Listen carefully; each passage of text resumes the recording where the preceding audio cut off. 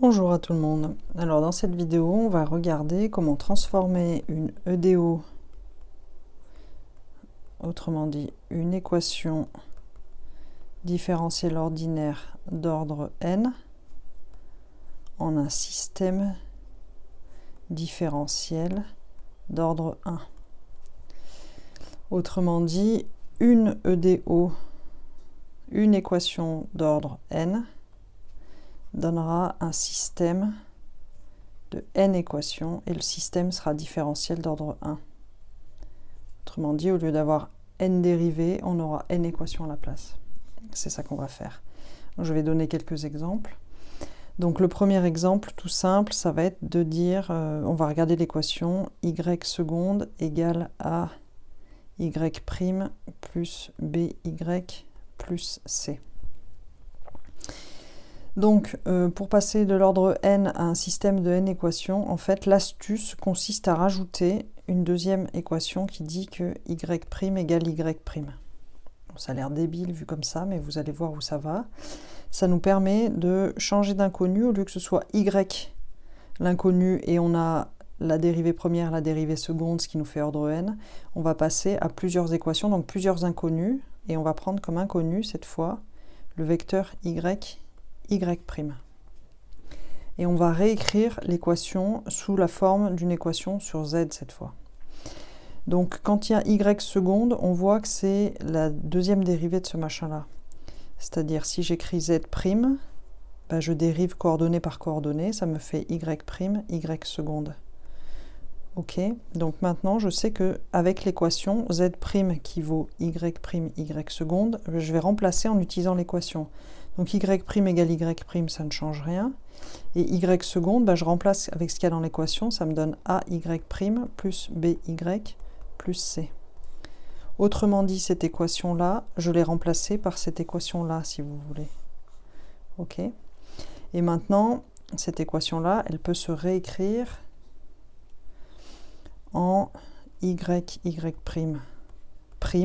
égale y' à y' plus by plus c. Ok, donc autrement dit, là, je suis passé à une équation sur y, où il y avait du y' et du y seconde, à une équation sur ce nouveau vecteur z, et là-dedans, on voit qu'il n'y a plus que des choses qu'il y a dans z. Y et y' sont des choses qu'il y a dans z.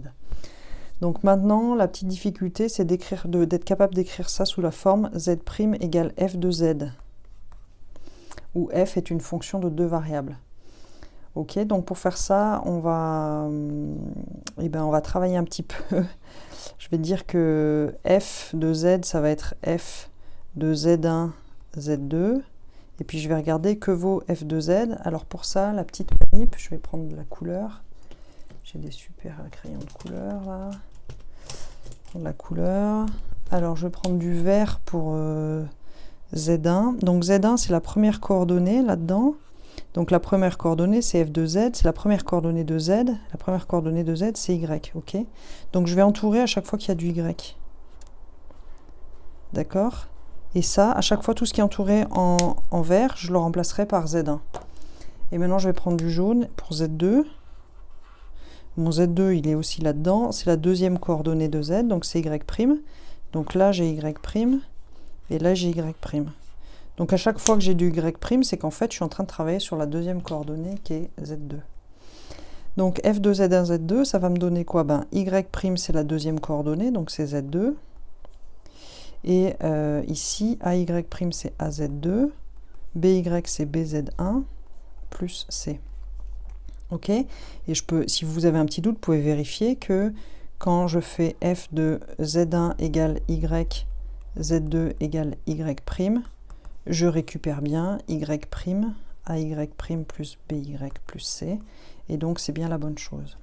Donc finalement, grâce à cette fonction f là, j'ai transformé mon équation d'ordre 2, celle-là, là, en une équation d'ordre 1, sauf que cette fois, c'est une équation qui est sur un système, puisque z, c'est égal à y'. Ça va? C'est assez clair comme ça? Je vous donne peut-être d'autres exemples. Alors c'est parti pour les autres exemples. Le premier que je vous propose, c'est y seconde plus sinus t y' de t, donc là c'est y seconde de t, moins 2 y de t égale 0. Donc là il y a une petite différence qui est que du coup il y a du t cette fois dans l'équation. Dans la précédente c'était autonome, donc là cette fois il y a du t, donc il va falloir en tenir compte.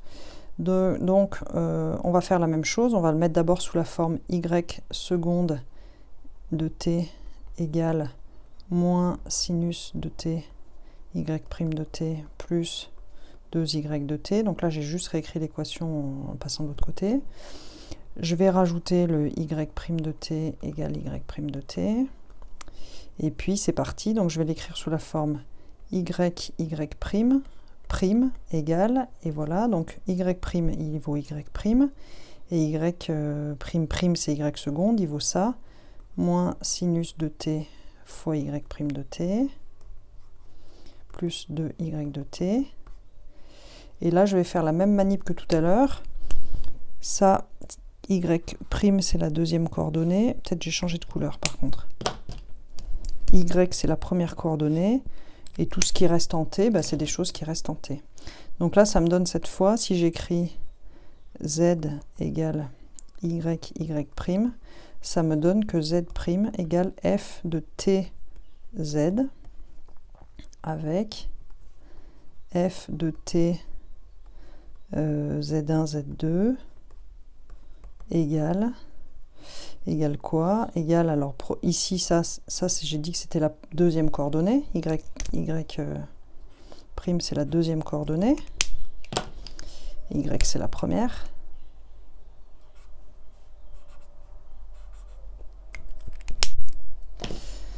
Donc y ça c'est la deuxième, donc ça fait z2. Ici moins sinus t, c'est moins sinus t, ça dépend du t. Fois y prime c'est la deuxième, donc fois z2. Plus 2 fois, et ça c'est la deuxième, 2 fois z1. Ok, donc voilà, on a transformé le système de cette manière-là, et voici la fonction f. Est-ce que je vous donne un petit exemple avec une équation de degré 3 pour voir si vous voyez le truc?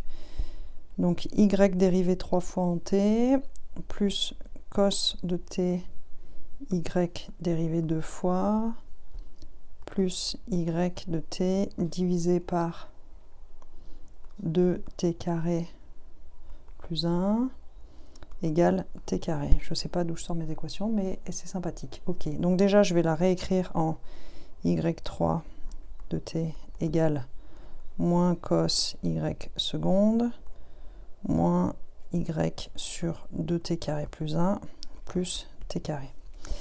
Alors là, c'est une dérivée troisième. Donc si vous avez un peu d'intuition, vous comprenez qu'on va avoir un système avec 3 équations. Vous êtes d'accord? Tout à l'heure, on avait une dérivée seconde et on avait 2 équations. Avec une dérivée troisième, on aura 3 équations. Donc pareil, on aura y prime, y seconde. Et ça, si je le dérive, ça va me donner y prime, y seconde et y3. Et ça, y prime c'est y prime, y seconde c'est y seconde, et y3 c'est l'équation. C'est moins cos y seconde, moins y sur 2t carré plus 1, plus t carré. Donc là, il y a des t tout le long, bien sûr.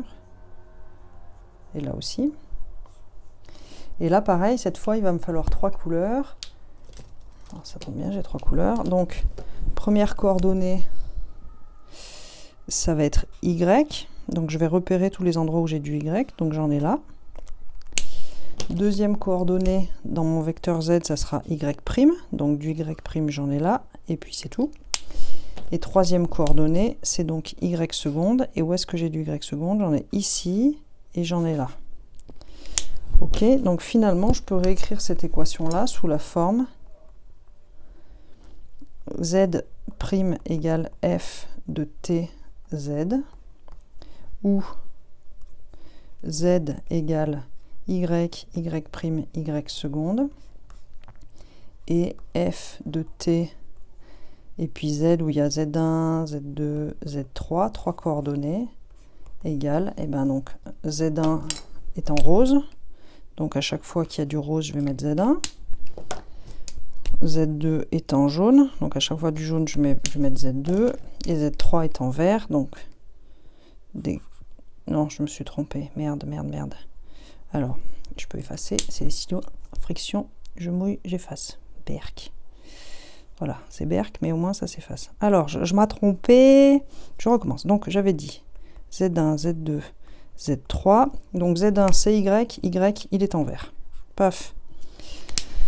Z2, c'est Y', Y', il est en rose. Paf.